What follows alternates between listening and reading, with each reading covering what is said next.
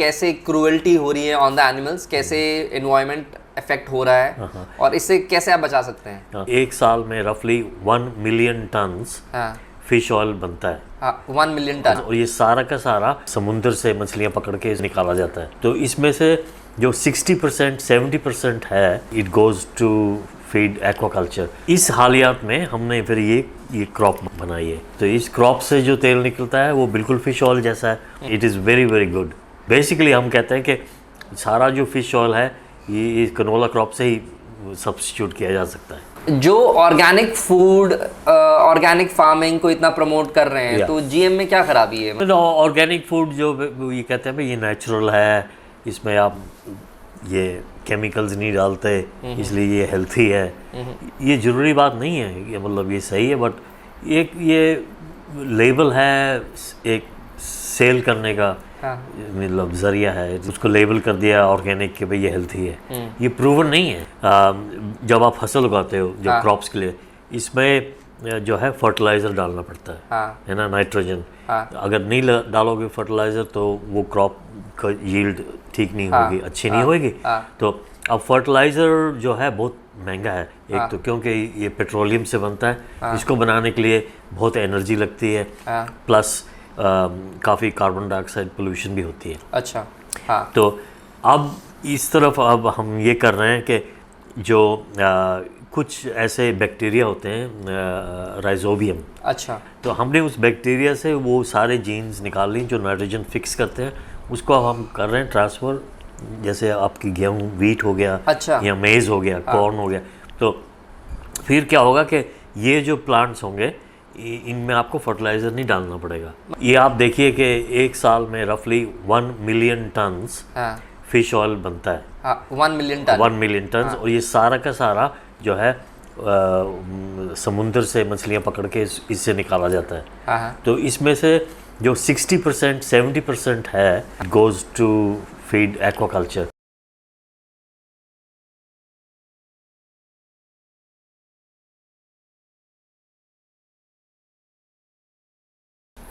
A very warm welcome to everybody.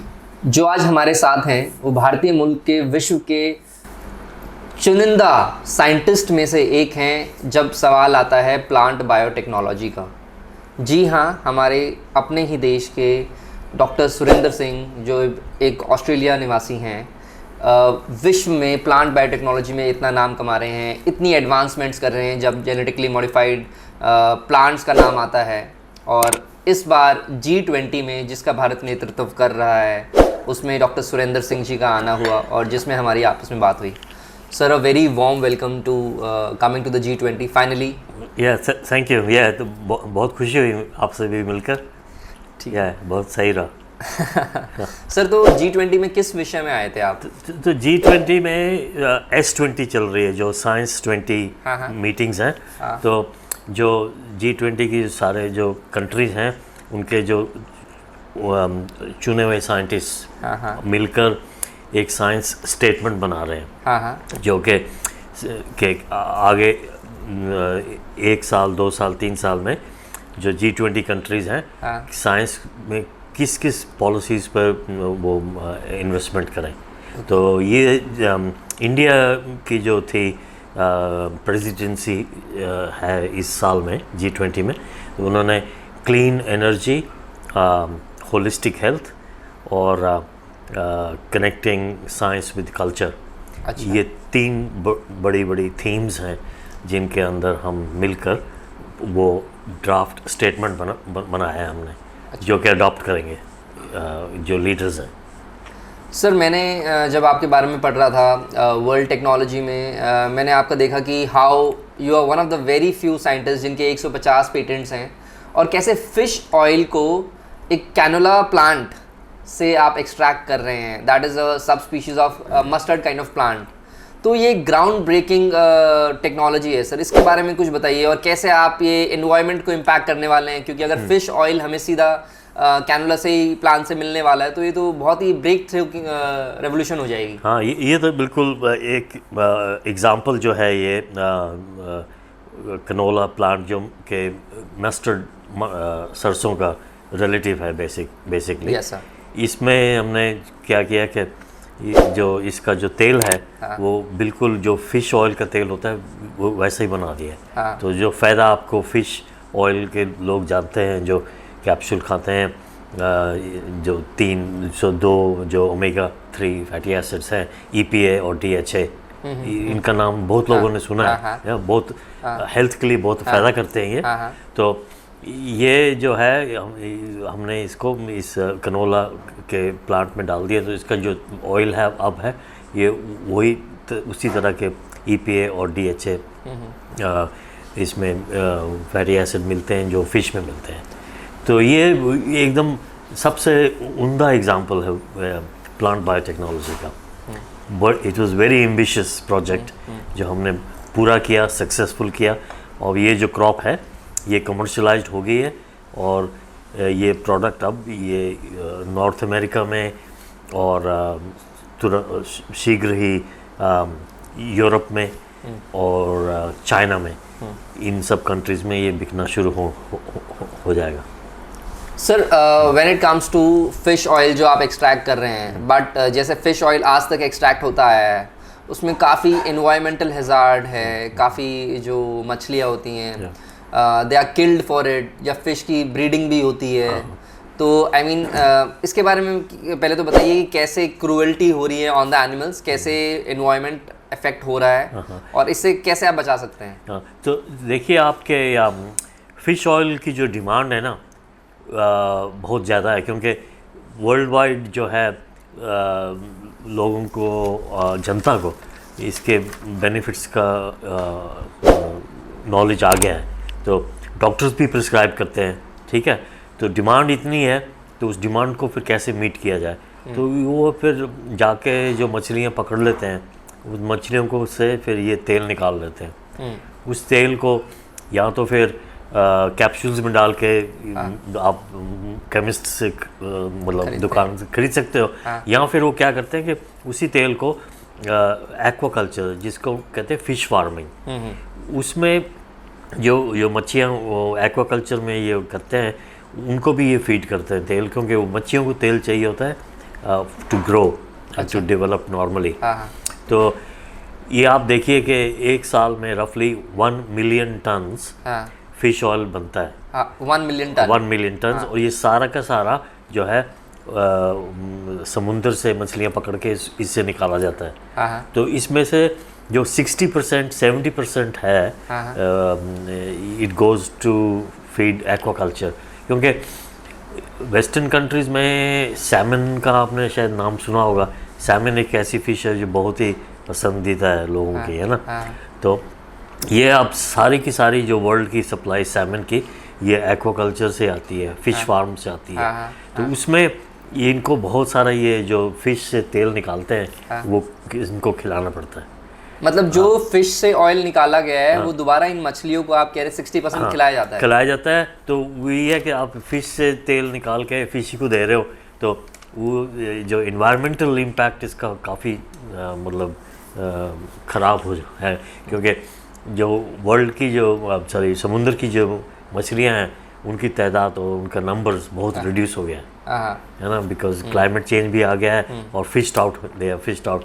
तो ये जो है सप्लाई और डिमांड जो है अनसस्टेनेबल है, मतलब डिमांड ज़्यादा है, सप्लाई कम होती जा रही है।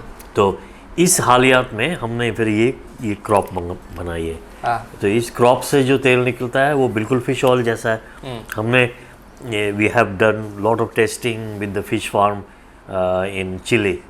तो वहाँ पे अब तक करीब 10 मिलियन सैमन फिश को इन ये हमारा कनोला ऑयल खाकर they have grown and they have developed and it is very very good, है ना। सो बेसिकली हम कहते हैं कि सारा जो फिश ऑयल है ये कनोला क्रॉप से ही सब्स्टिट्यूट किया जा सकता है अगर लोग चाहें तो मतलब इसका तो काफ़ी बेनिफिट होने वाला है। बट सर मेरा सवाल ये है कि मतलब वापस ये जो आप कह रहे हैं फिश ऑयल इन मछलियों को क्यों खिलाया जाता है? हाँ, तो मछलियाँ जो हैं अब आप उसको कहोगे कि ठीक भाई मच्छियों में तो ये ऑयल मिलता ही है क्योंकि फ़िश ऑयल है। मछलियाँ खुद नहीं बना सकती, जो EPA और DHA इस तरह के जो ओमेगा 3 है, मछलियाँ खुद नहीं बना सकती। इनको जो है वो छोटे छोटे जो एल्गी होती है ना, हाँ। माइक्रो एल्गी, हाँ। वो बनाती है, वो प्राइमरी प्रोड्यूसर है। हाँ। तो वो एल्गी जो है समुद्र में उसको बनाती है, सी में। तो वो एल्गी को छोटी फिश खाती है, हाँ। वो छोटी फिश को फिर बड़ी फिश, तो वो अप द फूड चेन जाके इन द एंड वो सैमन में पहुंच जाता है। तो इसलिए जो मतलब मछलियाँ जो जब हम इसको एक्वाकल्चर या फार्मिंग में करते हैं, वहाँ पर उनको एल्गी नहीं मिलती, अच्छा, है ना। हाँ। ना इनको वो छोटी फिश मिलती है। हाँ, हाँ। तो फिर इनको ये इनके डाइट में देना पड़ता है, अच्छा। फिश ऑयल को। ओके। तो वो हमारा जो कनोला का मस्टर्ड ऑयल का हाँ। जो हमने बनाया है, वो डाल सकते हैं आप, बजाय के फिश ऑयल डालें। तो सर इस तरह से कहा जाए तो एक तरह से आप जेनेटिकली मॉडिफाइड क्रॉप्स कर रहे हैं, मतलब पौधों को ही मॉडिफाई कर रहे हैं जेनेटिकली। तो सर आई मीन क्या होते क्या हैं जेनेटिकली मॉडिफाइड क्रॉप्स? ये बहुत बढ़िया क्वेश्चन आपने पूछा। मैं ये 30 ईयर्स से मैं काम कर रहा हूँ इस 30 ईयर्स 30 ईयर्स हो गए मुझे इस एरिया में काम करते।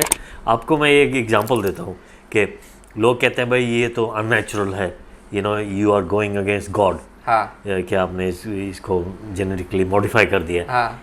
तो अब ये सोचिए कि जो गेहूँ है, जो व्हीट प्लांट है, हाँ। ये हम इस सारी मतलब human population is dependent on that for food, है ना। बिल्कुल।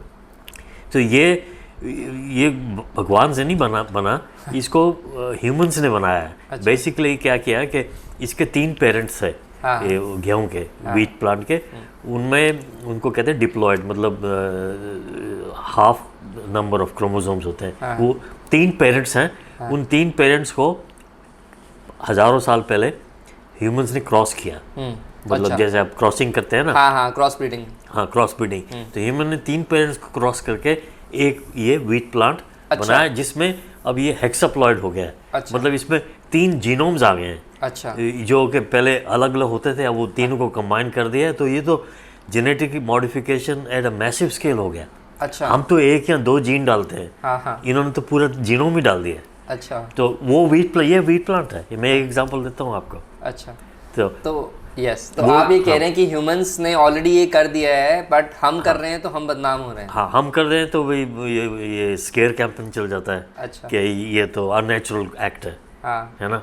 तो ये थोड़ा मतलब सोच के थोड़ा सा अगर सोचा जाए, हाँ। तो अब देखो जो ये हमने जो क्रॉप बनाई है, इसकी इतनी टेस्टिंग हुई है कि हम ऐसे नहीं कि बनाया और बेच दिया। हाँ। इसको ऑलमोस्ट 5 साल की टेस्टिंग हुई है, रिगरस। क्या? जो रेगुलेटर्स हैं, इनको हमने rat testing, human trial testing, वो सब कुछ टेस्ट करके दिखाया कि भाई ये बिल्कुल सेफ है। फिर ये रिलीज हुई है। सर ये किस किस प्रकार के जीएम क्रॉप्स होते हैं? What are the types of GM crops? हाँ, तो ये भी बहुत बढ़िया क्वेश्चन है। देखो, जो लोगों को ये शायद मतलब रिकग्नाइज होगा कि पहले जो फर्स्ट वेव थी ना जीएम क्रॉप्स की, वो थी, एक तो होती थी जो बीटी हो गया, बीटी कॉटन हो गया। ये बेसिकली इस तरह का कॉटन प्लांट जो कि इंसेक्ट टॉलरेंट हो गया, है ना। या फिर हर्बिसाइड टॉलरेंट, ये भी कीटनाशक। हाँ। कीटनाशक और हर्बिसाइड वो है जैसे जो वीड्स होती हैं ना। हाँ, हाँ। ये वीड्स को फिर वो हर्बिसाइड डालते हैं वो मारने के लिए। हाँ। तो वो फिर जो आपकी क्रॉप है उसको टॉलरेंट कर दिया है इस हर्बिसाइड से। तो इसका ये मतलब है कि आप जो है अपना क्रॉप को बीज दो, बीजने के बाद जब ये क्रॉप उभरती है, जर्मिनेट करती है, तो इसको आप हर्बिसाइड से स्प्रे कर सकते हो एक बार। वो सारी वीड्स मर जाएंगी, आपको क्रॉप नहीं मरेगी। अच्छा। तो उससे फिर क्या है कि यील्ड बहुत ज़्यादा होगी, क्योंकि अच्छा। आपको पता ही है अगर आप घर पे गार्डनिंग करते हो, हाँ, हाँ। तो आप मतलब सब्जी लगाते हो, फूल लगाते हो, बट आपको कितनी वो मेहनत करनी पड़ती है वो वीड्स निकालने की, हाँ, हाँ, है ना। हाँ। तो ये फार्मर्स को तो ये बहुत परेशानी है, अच्छा, है ना, कि वीड्स की। तो ये मतलब तो ये पहले जो फर्स्ट वेव क्रॉप्स थी ना, ये सिर्फ यहाँ तो हर्बिसाइड टॉलरेंट थी, यहाँ इंसेक्टिसाइड। तो इसको हम कहते हैं इनपुट रेट, मतलब इसमें क्रॉप का फ़ायदा सिर्फ या तो किसान को हुआ या फिर जो कंपनियां हैं जो हर्बिसाइड बनाती हैं, इंसेक्टिसाइड बनाती हैं, उनको हुआ, कंज्यूमर को नहीं हुआ। अच्छा, है ना। अब जो हमने क्रॉप बनाई है ये कनोला ओमेगा 3, इसका सारा फायदा कंज्यूमर को जाएगा, कंज्यूमर को हो रहा है ना। कंज्यूमर को होगा, या तो वो मतलब कैप्सूल खा सकते हैं उसके थ्रू, या फिर फिश के थ्रू। तो ये अब सेकंड वेव आ गई है क्रॉप्स की, बहुत सारी और क्रॉप्स इस तरह की आएंगी। अच्छा, जिसमें फ़ायदा सिर्फ कंज्यूमर को जाएगा।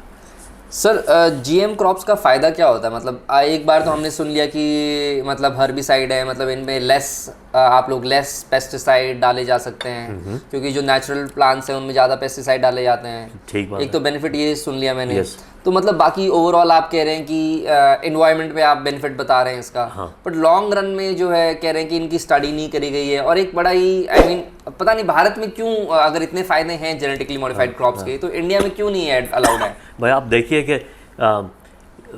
मैंने एग्जांपल दिया है कि आपके जो ह्यूमंस हैं, मैनकाइंड है, वो तो ब्रीडिंग कब से कर रही है ना। वही breeding is mixing up of genes. Yes, वहाँ पर क्या है कि without knowing, you don't know कि कौन से जीन्स आप मिक्स कर रहे हो। विदाउट नोइंग आप करते हो तो वो एक्सेप्टेड है, और वो उस पर कोई टेस्टिंग नहीं होती है ना। और हम जो कर रहे हैं वो टारगेटेड है, हम 1 या 2 जीन डालते हैं, हमको पूरा पता है कि कौन सा जीन है कहाँ जा रहा है। वो इसको जीएम मॉडिफाई कर देते हैं। तो उसमें फिर ये मतलब यही कहना है, जो ग्रीन पीस जैसी ऑर्गेनाइजेशंस हैं, मतलब वो ऑब्जेक्शन लेती हैं कि ये जो यू आर प्लेइंग गॉड। अच्छा, यू आर प्लेइंग गॉड। हाँ, तो अगर गॉड बन के अगर कुछ फायदा कर ही रहे हैं आप, scientist scientist and doctors they are, अगर ये उपाधि मिली है तो खराबी क्या है सर? हाँ, ये तो आप देखिए कि मैं इसी को एक और एग्जांपल देना चाहता हूँ कि जब आप फसल उगाते हो जो क्रॉप्स के लिए, इसमें जो है फर्टिलाइज़र डालना पड़ता है ना, नाइट्रोजन। अगर नहीं डालोगे फर्टिलाइज़र तो वो क्रॉप का यील्ड ठीक नहीं होगी, अच्छी नहीं होगी। तो अब फर्टिलाइज़र जो है बहुत महंगा है, एक तो क्योंकि ये पेट्रोलियम से बनता है, इसको बनाने के लिए बहुत एनर्जी लगती है, प्लस काफ़ी कार्बन डाइऑक्साइड पोल्यूशन भी होती है। अच्छा, तो अब इस तरफ अब हम ये कर रहे हैं कि जो कुछ ऐसे बैक्टीरिया होते हैं राइजोबियम, अच्छा, है ना, ये राइजोबियम बैक्टीरिया में एक इनकी खासियत है कि ये नाइट्रोजन, क्योंकि अपने एटमॉस्फेयर में 70% गैस है नाइट्रोजन। हाँ, तो वो बैक्टीरिया नाइट्रोजन फिक्स कर लेते हैं और उसको ऑर्गेनिक नाइट्रोजन बना देते हैं, और वो फिर प्लांट्स में चली जाती है, जो लेग्यूम प्लांट होते हैं, जैसे दालें होती हैं, चिकपीस होता है। तो हमने उस बैक्टीरिया से वो सारे जीन्स निकाल ली जो नाइट्रोजन फिक्स करते हैं, उसको अब हम कर रहे हैं ट्रांसफ़र। जैसे आपकी गेहूँ, वीट हो गया, अच्छा, या मेज़ हो गया, कॉर्न हो गया, तो फिर क्या होगा कि ये जो प्लांट्स होंगे इनमें आपको फर्टिलाइज़र नहीं डालना पड़ेगा। मतलब आप ये कह रहे हैं कि अभी जो हमारा इतना एक्सपेंडिचर आ रहा है कंट्री का फर्टिलाइजर्स खरीदने में, तो आपकी जेनेटिकली मॉडिफाइड से इन्हीं पौधे में, ये पौधे हवा से फर्टिलाइजर खींच लेंगे या नाइट्रोजन खींच लेंगे? हवा से सारी ले लेंगे फर्टिलाइज़र और फर्स्ट क्लास ये ग्रो कराएंगे। अब जो लेग्यूम तो करते ही हैं, अगर आप दालें उगाते हो जहाँ चिकपीस हो, इसमें बहुत कम फर्टिलाइज़र डालना होता है, क्योंकि इसमें ये राइजोबियम बैक्टीरिया घुस जाता है, सिम्बायोसिस करता है। अच्छा, तो अब वीट जो है फॉर एग्जांपल दे रहा हूँ, वो उसमें ये बैक्टीरिया नहीं आ सकता। तो वो फिर ये हो सकता है कि इस बैक्टीरिया से हम सिर्फ जीन्स ले लें और वो जीन को इसमें डाल दें, है ना। So it's going to be very good for example, है ना। वो ये सिर्फ जो होगा सिर्फ इनके रूट्स में जाएगा, है ना, ये पूरे प्लांट में नहीं जाएगा। आप जो गेहूँ का जो अनाज खाओगे उसमें नहीं होंगे जीन्स नेसेसरली, सारे जीन्स जो होंगे वो रूट में होंगे। ओके, तो ये एक एग्जांपल दे रहा हूँ, मतलब ये टेक्नोलॉजी है। अब आप देखो, जीन एडिटिंग का नाम सुना है आपने, और अब ये जब कोविड आया था तो mRNA वैक्सीन ने कितना प्रभाव डाला। तो ये जो कटिंग एज टेक्नोलॉजीज़ हैं, इन सब में अपना अपना मेरिट है ना। अच्छा। तो इंडिया को, मैं भारतीय होने के नारे ये कहता हूँ कि ये टेक्नोलॉजी को they should not ignore it. अच्छा, क्योंकि इसमें इतना प्रॉमिस है। ठीक है, आप इसको टेस्ट करिए, इसको जितना भी आपने ट्रायल्स करना है वो करिए। ऐसे नहीं कि ठीक है ये आ गया तो ले लो, है ना। तो टेस्ट करके इसको देख दाख के इसका फ़ायदा होता है और सेफ़ है तो इसको अपनाना चाहिए, हाँ है ना। सर, मैं सोच रहा हूँ कि जब वर्ल्ड इतना आगे बढ़ चुका है, वर्ल्ड में ऐसी रिमॉडलिंग या टेक्नोलॉजीज आ रही हैं, तो भारत क्यों पीछे इसके हट रहा है। परंतु सिर्फ भारत का ही सवाल नहीं है, यहाँ तक कि जो जीएम क्रॉप्स हैं यूरोप में भी बैन है। सही एक बात। आयरनी है कि यूरोप में बैन है, और एक आयरनी ये है कि बांग्लादेश जो हमारा पड़ोसी है, हमसे गरीब देश है, ठीक है, उसने इसको एक्सेप्ट किया हुआ है। तो ये दो आयरनी मुझे नहीं समझ में तो एक्सेप्ट बांग्लादेश में ये स्टोरी हुआ है कि ये ब्लाइंडनेस जो होती है, childhood blindness, vitamin A deficiency के कारण, वो मतलब बांग्लादेश जैसी कंट्री में और अदर पुअर कंट्रीज़ हैं उनमें ये काफ़ी मतलब प्रेवलेंट है। बट इसका प्रिवेंशन है कि बीटा कैरोटीन जो है वो अगर डाइट में दिया जाए एट एडिक्वेट लेवल्स, वो फिर विटामिन ए में कन्वर्ट हो जाता है और ब्लाइंडनेस प्रिवेंट हो जाती है। जी। तो स्विट्ज़रलैंड में लेबॉर्ट्री में इन्होंने क्या किया कि ये बीटा कैरोटीन का जो जीन निकाल के ना बैक्टीरिया से उसमें डाल दिया, तो अब ये जो राइस है, राइस बना लेता है बीटा कैरोटीन। अच्छा। हाँ, वो फिर गोल्डन हो जाता है, इसको कहते हैं गोल्डन राइस। अच्छा। तो ये गोल्डन राइस को बांग्लादेश ने अडॉप्ट कर लिया। अच्छा। मतलब क्योंकि डायरेक्ट फ़ायदा है ना। तो यूरोप, ठीक है आपने सही कहा, यूरोप भी they do not accept GM technology, and India is basically following Europe, है ना। बट आई फील के इंडिया की अपनी नीड्स थोड़ा अलग है ना। क्योंकि आप देखिए जीएम जो है crops fully adopted in USA, Canada, Brazil, Australia and Chile, so Argentina, so कई बहुत सारी कंट्रीज़ में अब 30 साल ऑलमोस्ट हो गए हैं कि millions of acres of GM crop has been sown. 30 साल से हो रहा है ये सब? हाँ, 30 साल से जीएम क्रॉप्स उगा रहे हैं वो। और कोई एक, अब देखिए यूएस में तो अगर कोई भी प्रॉब्लम होती तो कोर्ट केस बना होता। आपको पता है कि काफ़ी लिटिजियस है वो कंट्री, है ना। एक भी केस नहीं है, एक भी केस नहीं हुआ 30 साल में। 30 साल। तो इसका मतलब ये है कि ये मतलब ट्राइड एंड टेस्टेड टेक्नोलॉजी है। तो वही मैं कह रहा हूँ कि ठीक है, रेगुलेटर्स इसको साइंस बेस्ड एविडेंस लेकर स्टडी करो आप, और अगर ठीक लगती है तो फिर इसको अडॉप्ट करो, क्योंकि फ़ायदे डायरेक्ट हैं। अब डायरेक्ट फ़ायदे आने वाले, जैसे मैंने दिया आपको एग्जांपल, ये नाइट्रोजन फिक्सिंग क्रॉप्स आएंगी, फिर ये ओमेगा 3 क्रॉप्स आएंगी, और फिर ये गोल्डन राइस आएगा, है ना। और आगे चल के अब ये लोग ये कर रहे हैं, जैसे अब देखो पानी, बारिश कम होती है और सैलिनिटी आ जाता है जो सॉइल में, है ना। ये प्रॉब्लम्स आ रही हैं, काई तो जम जाती है जिससे, तो वो भी क्रॉप्स बना रहे हैं जो कि कम पानी लगाना पड़ता है, drought tolerant. Okay, drought tolerant crops की मतलब सैलाइन, सॉल्ट टॉलरेंट, सूखे में भी क्रॉप ठीक से उग जाएगी। अच्छा। तो ये सब डेवलपमेंट हो रही है, ये सब लैब्स में, ये अमेरिका, ऑस्ट्रेलिया, कनाडा, इन सब लैब्स में साइंटिस्ट काम कर रहे हैं और ये कामयाब हो जाएंगी। अच्छा। तो अगले 5-10 साल में ये सब क्रॉप्स जो हैं रिलीज़ होंगी।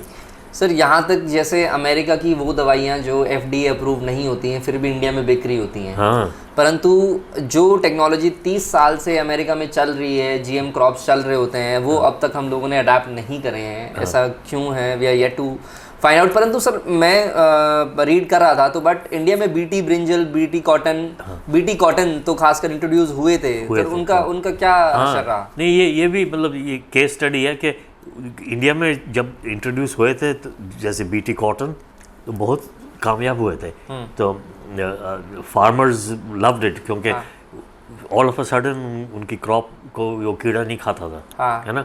बट वो ऐसा हुआ कि उसको बीटी कॉटन को मैनेजमेंट के साथ उगाना पड़ेगा। अच्छा। मीन्स कि जब आप बीटी कॉटन क्रॉप सो करते हो तो उसके इर्द गिर्द जो है नॉन बीटी कॉटन लगाना पड़ेगा। अच्छा। है ना। जैसे 100 प्लांट्स आपने कॉटन बीटी के लगाए तो 25 आपको non BT cotton non BT लगाने पड़ेंगे। हाँ, हाँ। वो इसलिए कि जो इंसेक्ट जो है वो बीटी से रेजिस्टेंट ना हो जाए, क्योंकि हाँ। म्यूटेशन तो होती रहती है। हाँ। तो एक भी अगर इंसेक्ट बीटी रेजिस्टेंट हो गया तो वो फिर रिप्रोड्यूस कर करके वो फिर आपके सारे इंसेक्ट जो है बीटी रेजिस्टेंट हो जाएंगे। तो यही हुआ फिर 5 साल के अंदर अंदर वो जो बीटी रेजिस्टेंस इतनी बढ़ गई हाँ। कि वो क्रॉप फेल हो गई। अच्छा, तो इस कारण कि मैनेजमेंट नहीं किया ठीक, इसलिए proper training of the farmers and proper training of the farmers, management. अब वो बिल्कुल सही था। बीटी ब्रिंजल का एग्जांपल दूं तो जहाँ तक मुझे खबर है कि जो इंडियन रेगुलेटर्स हैं, डीबीटी है, डीएसटी है, इन्होंने देखकर इसको स्टडी करके सब कुछ इन्होंने अप्रूवल दे दिया था, साइंस बेस्ड अप्रूवल। अच्छा। हाँ, और फिर ये अप्रूवल जो फाइनल अप्रूवल तो मिनिस्टर को ने देना है। अच्छा। वो मिनिस्टर के डेस्क पे जाके वो अटक गया। अच्छा। क्योंकि उसमें फिर पॉलिटिक्स आ गया, है ना। तो वो फिर वो बस वहीं ख़त्म हो गया, ये नहीं रिलीज हुआ। ये कौन सी ईयर की बात है सर? ये होगी आपकी देखो 2004 2005 की बात होगी मेरा ख्याल। उस दौरान जब बीटी काफ़ी मतलब अब देखिए आप ऑस्ट्रेलिया का एग्जांपल दें, बीटी कॉटन, ऑस्ट्रेलिया की सारा 100% कॉटन बीटी कॉटन उगता है। 100% कॉटन इज ऑस्ट्रेलिया जो है वर्ल्ड का नंबर 3 प्रोड्यूसर है कॉटन का। अच्छा। और वो तो फार्मिंग सिस्टम्स में इतनी अच्छी तरह से उन्होंने मैनेज किया हुआ है एंड वो रेजिस्टेंस आई नहीं, वो सवाल ही नहीं आया। बीइंग अ फ्रेंडली नेशन, इसमें कोई हर्ज नहीं है कि we should learn from Australia. अगर वो वही भारतीय यहाँ रहते हैं तो वो नहीं कर पाते हैं, परंतु विदेश में जाके वो इतना अव्वल दर्जे पे काम करते हैं, है ना। So it's a thing to learn. बिल्कुल। बट सर मैं ये कह रहा हूँ कि जो ऑर्गेनिक फूड, ऑर्गेनिक फार्मिंग को इतना प्रमोट कर रहे हैं, तो जीएम में क्या खराबी है? मतलब व्हाई ऑर्गेनिक इतना प्रोड्यूस हो रहा है? अभी वी वर सीइंग कि श्रीलंका का एक उदाहरण हुआ।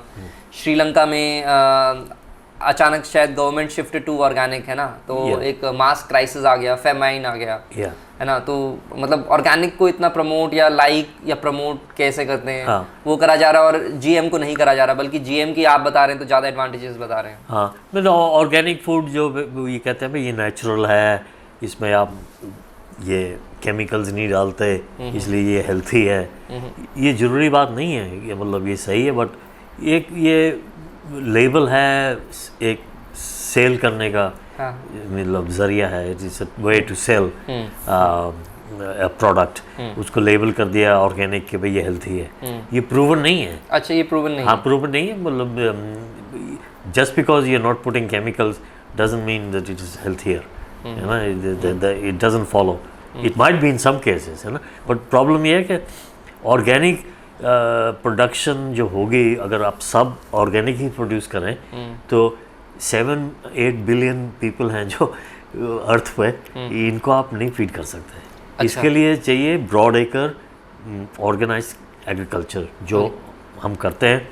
आप देखिए, आप इन 1900, 1920, 1930 हर बार फैमिन आता था, है ना। फैमिन वाज रूटीन, अभी भी है कुछ कंट्रीज में, अफ्रीकन कंट्रीज में, बट बाय एंड लार्ज अपना एशियन कंट्रीज में फैमिन नहीं आता, क्योंकि ये ग्रीन रेवोल्यूशन आई थी नॉर्मन बोरलैग की, जिसमें कि जेनेटिक्स को हार्नेस करके इन्होंने हाई प्रोडक्टिव व्हीट बनाया, कॉर्न बनाया, और फिर जो केमिकल्स जो आ गए, आपके इंसेक्टिसाइड्स, हर्बिसाइड्स आ गए, फर्टिलाइजर्स मिलने शुरू हो गए, तो ये सब प्रोडक्शन इतनी बढ़ गई है, इसलिए फैमिन नहीं होता। लेकिन अब क्या है कि ये प्लेटो हो गया है, जो प्रोडक्टिविटी है ग्रेन क्रॉप्स की, वो प्लेटो पे आ गई है। अब इसको आगे कैसे बढ़ाया जाए, वो फिर ऐसे ही मतलब इस तरह की टेक्नोलॉजी, व्हाट नेक्स्ट, क्योंकि ह्यूमन पॉपुलेशन तो बढ़ती जा रही है। तो और क्लाइमेट चेंज अपना इम्पैक्ट है कि बारिश कम होगी, टेम्परेचर ज़्यादा होगा, है ना। और जो आपके इनपुट्स हैं जैसे फर्टिलाइज़र वगैरह, ये महंगे होते जाएंगे, है ना। और पेट्रोलियम रिजर्व्स डिप्लीट होते जाएंगे। तो आज से 50-100 साल आगे आप देखें तो एग्रीकल्चर का फेस बिल्कुल बदलना पड़ेगा। अच्छा। नहीं तो फिर फैमिन आएगा। हाँ। है ना, डिजीजेस भी आएंगे। अब हम काम करते हैं कि हम प्लांट्स को डिजीज प्रूफ भी बनाते हैं। अच्छा। जैसे ये जो फंगल डिजीज होती हैं, बैक्टीरियल डिजीज होती हैं, वायरल डिजीजेस होती हैं, हमने प्लांट्स बनाए जो सब इनसे इम्यून है। अच्छा। तो ये भी मतलब आप देखिए कि 50-100 साल आगे देख नज़र दौड़ाई है, you know, if you look at across the horizon, you know, it's going to be a massive challenge to produce enough food to feed all of the population. और यहाँ तक कि अब ज़मीनें कम हो रही हैं। हाँ, एग्जैक्टली। यस, एरेबल लैंड जिसे कहते हैं, यस, वो कम हो रही है क्योंकि सैलिनिटी बढ़ती है, पॉपुलेशन प्रेशर आता है। आप देखिए encroachment from cities out into the farms, है ना, ये सब सबको आजकल फार्म हाउसेस में और फार्म कंट्री साइड में रहने का शौक तो है, परंतु इसका भारी नुकसान है।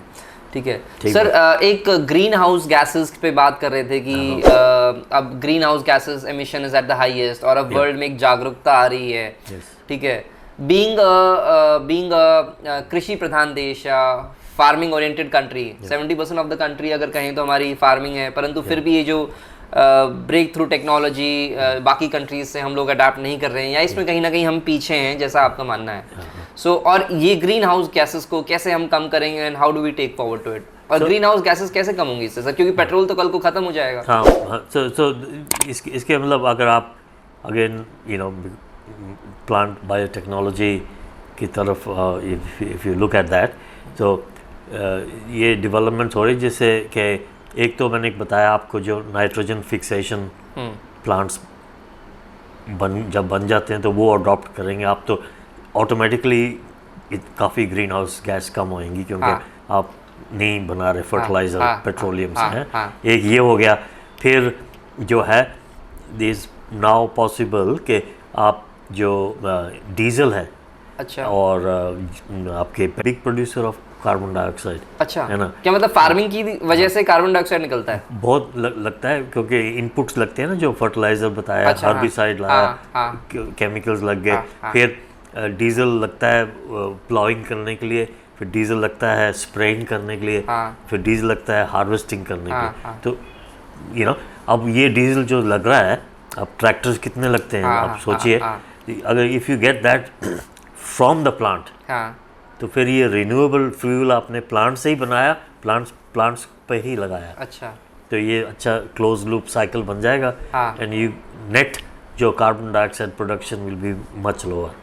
अच्छा, अच्छा। तो again this is I think that already देखो हमने G20 में भी हमने डिस्कशन जो किया है, अच्छा, S20 में, ये काफ़ी प्रोमिनेंट टॉपिक था कि कैसे जो है कार्बन फुटप्रिंट्स को कम किया जाए।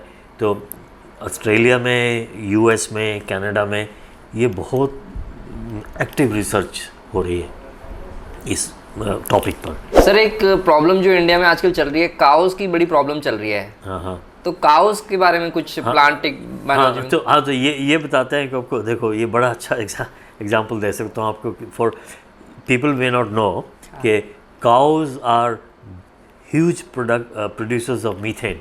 क्या काउस प्रोड्यूस मीथेन? हाँ, मीथेन। तो इनके जो ब्रेथ में आती है ना, तो जब ये खाते हैं काउज जो घास, तो इसको जब ये डाइजेस्ट करते हैं तो उससे मीथेन बनती है, वो ये दे ब्लो इट आउट। मतलब ये इतनी पॉइजनस गैस जो काउ है वो निकालती है? बहुत ज़्यादा, बहुत। अच्छा। आप लोगों ने ये हमने दिखाया एक्सपेरिमेंट करके, क्योंकि मीथेन फ्लेमेबल है। अच्छा, तो आप इसको कलेक्ट करके बॉटल में काउ के ब्रेथ से वो मीथेन भर के यू कैन लाइट इट। अच्छा, वो जैसे पेट्रोलियम जलता है ना, वैसे चलेगा। अच्छा। तो cows the big producers of methane. तो अब there is a simple solution for that के in the sea there is a seaweed। आपने देखी, अब जब कभी कोई जाओगे, if you go to the sea side, वो you see these seaweeds, बड़ी बड़ी लाल रेड एंड ब्राउन एल्गी होती है। तो वो उसमें एक ये कंपाउंड वो बनाती है, उसको कहते हैं ब्रोमोफोर। अच्छा, उस ब्रोमोफोर को एक छोटा मॉलिक्यूल है, उसको आप अगर इसमें इसकी कैटल फीड में मिला गाय देते के हो, चारे में डाल दो, तो वो फिर मीथेन सप्रेस कर देती है, बिल्कुल जीरो हो जाता है मीथेन। मतलब जो काव अभी ये जो जहरीली गैस निकालती है वो जीरो हो जाती है, वो जीरो हो जाएगी सिर्फ सीवीड को इंट्रोड्यूस करने से। सीवीड से हो जाएगी। तो शुरुआत में ये था कि हम सीवीड को ही इंट्रोड्यूस कर रहे हैं, फिर कि इतनी सीवीड जो अगर पूरे वर्ल्ड में अगर इसको अडॉप्ट किया जाए, इतनी सीवीड तो मिलेगी नहीं, तो सीवीड सारी नहीं, सीवीड के बजाय वो सिर्फ मॉलिक्यूल बनाना है। तो उसको हमने बैक्टीरिया में डाल दिया। अच्छा। और फिर उसको फर्मेंट कर लेते हैं, फर्मेंट करके वो मॉलिक्यूल बना लिया, और वो फिर हम जैसे नमक होता है वो मिला देते हैं। अच्छा। हाँ। तो सर कहीं ना कहीं मतलब ये जो मीथेन है ये गाय को भी नुकसान करती ही होगी। हाँ ठीक है। और अगर ये टेक्नोलॉजी या जिसे हम कहते हैं गाय भक्ति, अगर हम लोग जितना ऑब्सेस्ड हैं करने के लिए, अगर सच में हम ये करना चाहते हैं, तो मुझे लगता है इससे बड़ी गाय भक्ति तो या गौ माता की भक्ति तो कुछ नहीं हो सकती कि उसे इन पॉइजनस गैसेस से बचाया जा सके। हाँ, नहीं बिल्कुल, जो फ़ायदा ये होगा कि जो मीथेन प्रोडक्शन है उसको सप्रेस करते हैं, तो हमने दिखाया कि जो cow are healthier.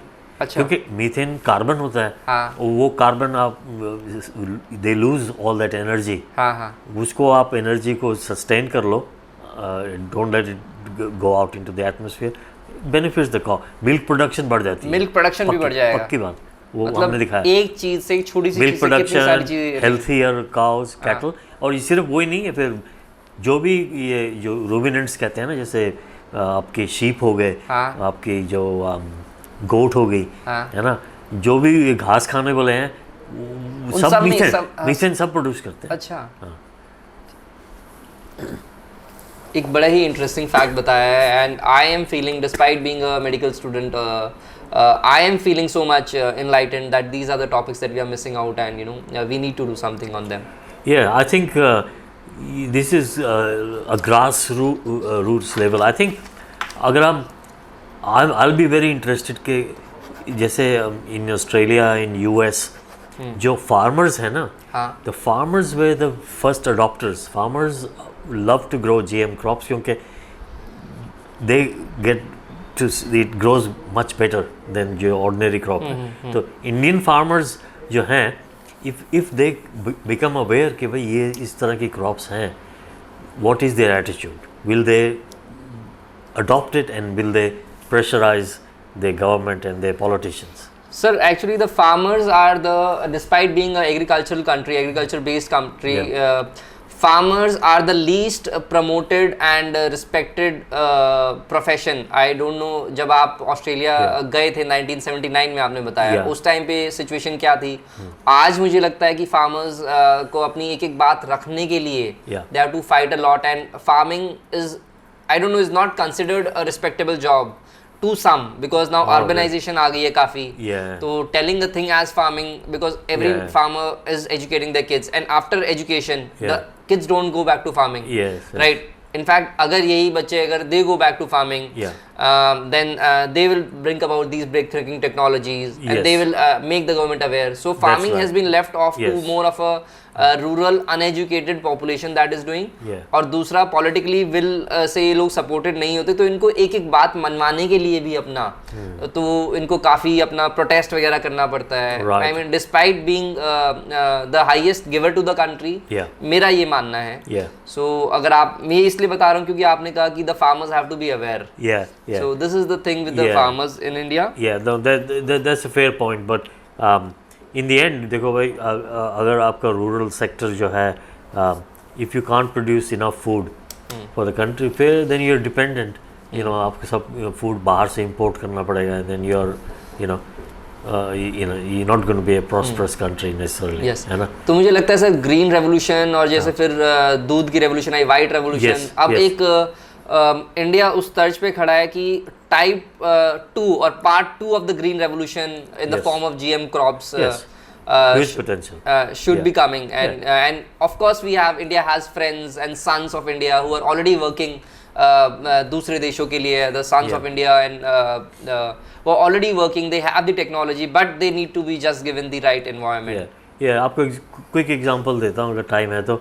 gene editing. हाँ, You would have CRISPR, you know, sir Nobel Prize मिला। GM क्रॉप्स और GE क्रॉप्स में क्या फ़र्क है? नहीं, वो जीन एडिटेड क्रॉप्स जो हैं, अगर अब देखो यूएस और Australia already they have moved ahead. उन्होंने कहा कि अगर आप जीन एडिटिंग कर रहे हो, मींस सिर्फ आप इसमें कोई नया जीन नहीं डाल रहे, सिर्फ एडिट कर रहे हो, अच्छा, क्रिस्पर के साथ, तो वो नॉन जीएम है। अच्छा, तो वो नॉन जीएम है, उन्होंने अप्रूव कर दिया। अच्छा, मतलब वो मैं कह रहा हूँ, तो अब ये है कि जो you know researchers हैं, they are editing and producing all of the new crops, generation of crops। मैं बताया ना आपको, इससे heat tolerant, drought tolerant, salt tolerant, ये वीट जो है, ये सब जीन एडिटिंग के थ्रू बन गई। सर मैंने ये भी पढ़ा था कि एक कोई ऐसा ऑयल है, कुकिंग ऑयल, जिससे मतलब धुआं नहीं निकलता है। हाँ, वो अपने ठीक पड़ा, वो हमने बनाया है। अच्छा, वो जो है, जो सफोला का नाम तो आपने सब ने सुना होगा। सफोला तो सर घर घर में इस्तेमाल वो होता है। सैफलावर से बनता है, राइट। बढ़िया ऑयल है, बट उसको अगर आप हाई टेम्परेचर पे फ्राई करते हैं या कुक करते हैं तो वो स्मोकिंग हो जाता है ना, जल जाता है। हाँ सर, पूरे घर पे जैसे ही वो पराठे पकौड़े बनाने लग जाओ तो पूरे घर में धुआं हो जाता है। एग्जैक्टली। अच्छा, और फिर आपको वो फेंकना पड़ता है और फिर नया लेना पड़ता है। हमने जो बनाया उसको मॉडिफाई करके सर इंडिया में तो सर वो फेंकते भी नहीं है, सच कहूँ तो रोड साइड वगैरह उसको दोबारा यूज करते हैं। वो फिर उसमें फिर ये फ्री रेडिकल्स एक्यूमुलेट हो जाते हैं, they are very bad for the heart. अच्छा, है ना, अगर आप उसको बार बार यूज कर रहे हो, it is not good healthy oil. हम नहीं यूज कर रहे, पर इंडिया के गली नुक्कड़ हर जगह यही हो रहा है। नहीं, वो मानता हूँ, वही मैं कह रहा हूँ। तो जो हमने बनाया ऑयल, वो उसी सैफलावर से ही मतलब ऑयल आ रहा है, but it is totally stable. उसको आप 50, हमने इसको टेस्ट किया है कि उसको 50 टाइम्स हमने हाई टेम्परेचर फ्राइंग की है, तो अच्छा, उसके बाद भी उसमें बिल्कुल कोई नुकसान नहीं आता, वो बिल्कुल स्टेबल है। कोई मतलब नुकसान आएगा, कोई धुआं नहीं, ना वो जलने का उसमें बर्निंग होगा, very stable. So I think this is going to be very harmful and not beneficial to the audience because sir एक फ्रेज है इंग्लिश में, व्हाट्स कुकिंग, वो धुएं से सबको पता चल जाता था। अच्छा, अब वो धुआं ही नहीं रहेगा तो they will no longer be able to say what's cooking। लेकिन हेल्थी वाला आएगा। अब लेकिन ये जीएम है, देखो ये जेनेटिकली मॉडिफाइड है ना। ऑस्ट्रेलिया में बिक रहा है, यूएस में बिक रहा है, कनाडा में। अब इंडिया में अगर अप्रूव हो जाएगा, this should be a big seller, I think, you know. But sell तो छोड़ो, हेल्थ बेनिफिट्स कितने हैं सर? हेल्थ बेनिफिट्स कितने हैं आम जनमानस को? इंडियन भाई, इसमें जो टेक्नोलॉजी लगी है, ये कोई रॉकेट साइंस नहीं है। इसको मुझे पता है, इंडियन साइंटिस्ट जो यहाँ हैं बैठे, ये कल बना सकते हैं। अच्छा, हाँ, अगर खुद इनमें अगर बनाना चाहें, इसी सैफलावर को लेके, ये कल बना सकते हैं। हाँ सर, हमने वैक्सीन भी तो पूरे विश्व को दी है, हम बना सकते हैं। बिल्कुल। इंडिया के पास साइंस की कमी नहीं है, है ना, आइडियाज़ की कमी नहीं है, साइंटिस्ट की कमी नहीं है, इंफ्रास्ट्रक्चर है, सब कुछ है, बट ये है कि मतलब अडॉप्शन के वहाँ पर बॉटलनेक बना हुआ है। सर अब इतने सारे आपने फ़ायदे बता दिए, आई डोंट नो कि फिर भी कहीं ना कहीं if there is smoke there must have been fire, तो why is there so much negativity around the GM in India especially? ऐसा क्यों है और इसके क्या नुकसान है GM के? मैं बताता हूँ, you can trace it back to the जो failure of the BT crop, which was not because of the inherent failure of the technology में failure नहीं था, मैनेजमेंट में फेलियर था। मैनेजमेंट में, जैसे मैंने बताया, तो वो फिर एक early on in the piece, this was easy, मतलब ये नेगेटिव एग्जांपल आ गया, है ना। एक तो ये one is this, other one is Indians have got massive influence from the European community, क्योंकि Europe has taken this sort of, I call it luxurious attitude के they want organic food and they don't want GM, right? उन्होंने they don't care कि जो भी benefits हैं, जो भी, they are not caring about that, but India has adopted that, and it's very interesting कि Norway is the second largest producer of salmon. Okay. They want our omega-3 canola oil. अच्छा, क्योंकि उनको problem है, you can't get fish oil, and उन्होंने trial किया, बहुत बढ़िया हुआ। तो they are helping us to get permission कि हमारा ऑयल इंपोर्ट नॉर्वे में हो के दे कैन यूज़ इट। तो slowly, I think Yes. the wall is breaking down. Yes, And yes. it's merit based. If there's a direct benefit. I think यदि आप अगर Europe की कह रहे हैं तो एक नया माइंडसेट चेंज तो आया ही है इंडिया में, बिकॉज हमारे एक्सटर्नल अफेयर मिनिस्टर्स कई बार इंटरव्यूज में दिखे हुए हैं कहते हुए कि Europe's problem is not the world's problem and the Europe thinks that their problem is the world's problem. So कहीं ना कहीं एक माइंडसेट चेंज तो आ ही रहा है. एंड कहीं ना कहीं सर जो आपने इसके बेनिफिट्स बताए हैं, we are I mean listening to it. I am not the authority on this, but just like my viewers, मैं अपने दर्शकों की तरह मैं भी एक अमेज्ड हूँ कि यदि इसके इतने बेनिफिट्स हैं तो why not this be brought sooner than later, क्योंकि लास्ट में तो करना ही पड़ेगा जब विपदा पड़ जाएगी. जब फेमाइन, अगर विधाता परमेश्वर ना करे कोई फेमाइन आ जाए, ठीक है, अकाल पड़ जाए, तब भी तो हम लोगों को जरूरत पड़ेगी इनकी. और तब ना हो तो अभी से थोड़ा कुछ इस दिशा में. हाँ, we should look forward into it. And ये बताता हूँ, गेट्स फाउंडेशन का आपने नाम सुना होगा. हाँ, बिल गेट्स वाली. हाँ, बिल गेट्स की foundation. They have funded a lot of GM crop development. One of the very prominent examples आपको देता हूँ कि जो चिकपी है ना, जैसे लेग्यूम, ये अफ्रीकन कंट्रीज में it's a staple food protein का. But it was totally being destroyed with insects. अच्छा. इंसेक्ट खा जाते थे, फसल नहीं उगती थी. तो with funding from Gates Foundation इन्होंने ये इंसेक्ट रेजिस्टेंट काउपी को यहाँ कहते हैं, यहाँ होता है ना जो क्या नाम है, ब्लैक आइड बीन होती है, किडनी बीन की तरह. हाँ, समझ लीजिए उसी तरह की लोबिया जिसे कहते हैं शायद. हाँ, लोबिया, उसको काउपी उनका स्टेपल फूड है. तो उसको ये इंसेक्ट रेजिस्टेंट हो गया और बिल गेट्स की फंडिंग थी ना, तो इसको फ्री में बांट दिया फार्मर्स को. अच्छा. अब फार्मर जो हैं वो ये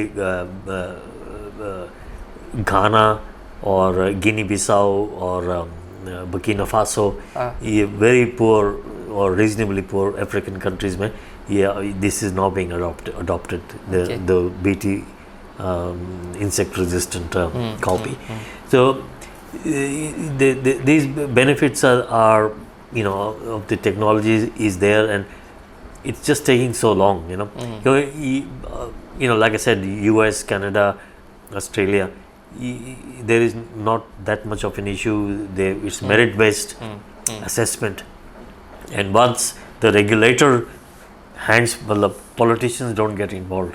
If the regulator has assessed it and said कि ये safe है, तो FDA for example, USDA, FDA, है ना, उन्होंने safe इसको label दे दिया. If they deemed it safe, it's out there in the field. You don't have to worry anymore. So आपको लगता है कहीं ना कहीं साइंस और पॉलिटिक्स में मिक्स है यहाँ पे? मिक्स है. Unfortunately for the it's having a worse outcome. India, look, our Prime Minister Modi is a very good visionary. I mean, he has supported science, and India has put a lot of investment in science. I'm one of the beneficiaries that I got education, free education in India.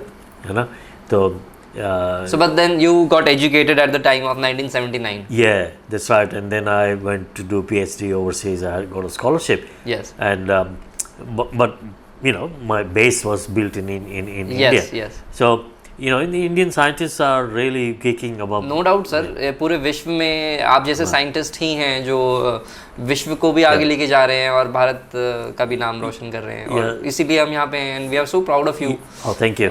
मैं बता दूँ मैं कैसे मिला था. I was at the Kochi airport और we were both sitting in the VIP room, and so walked in with that G20 tag. And this Lakshadweep hat that's still hat, जो मैंने आज खासकर रिक्वेस्ट करी है कि सर ये hat ज़रूर पहनना आप लक्षद्वीप आइलैंड्स में, क्योंकि एक G20 की मीटिंग हुई थी साइंटिस्ट की. And then I got hooked on to the idea because मैंने अपनी मेडिकल की तैयारी करते वक्त ही पढ़ा था BT ब्रिंचल, BT कॉटन के बारे में. तो उस टाइम पे कोई ओपिनियन फॉर्म नहीं हुई थी. सो जब हमने आपके बारे में पूछना आपसे स्टार्ट करा तो आपने इसके बेनिफिट्स वगैरह बताए. और then I put up this question to my audience. मैंने अपनी छोटी सी ऑडियंस के सामने पूछा और कुछ लोगों के अच्छे अच्छे कमेंट्स आए. They would be excited to know more on this topic. और भारत की भी ज़रूरत यही है सर, है ना. And yes, I mean the time is right कि मतलब वही मैं कह रहा हूँ, एविडेंस बेस्ड Yes. असेसमेंट होनी चाहिए जी. एक बार ये आप assess it. I'm saying कि जो हमने जो क्रॉप की approval for that we had to work for 4.5-5 years of trials. Okay. हाँ, वेरी थोरो. तो आप भी करिए, इंडिया में भी होना चाहिए. 4 साल लगाइए, 5 साल लगाइए, 6 साल लगाइए, बट एक प्रोसेस होना चाहिए कि भाई ठीक है, अगर सेफ उसको आप असेस करते हो कि ये सेफ है crop, it should be released. Yes. Yes. है ना. ये अगर वो सर्टेनिटी नहीं मिलती तो ये सब जैम हो गया. मतलब अब साइंटिस्ट डिसहार्टेंड है ना. मतलब they don't want to create GM crops because they don't have a way to get out into the field. Thank you so much sir for giving me your time. आपने ना केवल अपना कीमती समय दिया बट एक मीनिंगफुल कन्वर्सेशन, एक meaningful insight और एक सही दिशा में युवाओं के लिए, हम सब के लिए you went the extra mile. क्योंकि sir was coming from Amritsar जहाँ पे सर का पुश्तैनी गांव है, और वहाँ से आज ही रात को he was leaving for Australia and Singapore, और रास्ते में बस ये 4 घंटे का टाइम मिला था. And then he agreed to come to the studio and I am very thankful. And our thoughts matches just like the colours of our shirts. Okay, thank you very much, and it's my pleasure to be in this forum and giving me the chance to talk about Thank you, sir. my work. Yeah, Thank you, sir. Okay.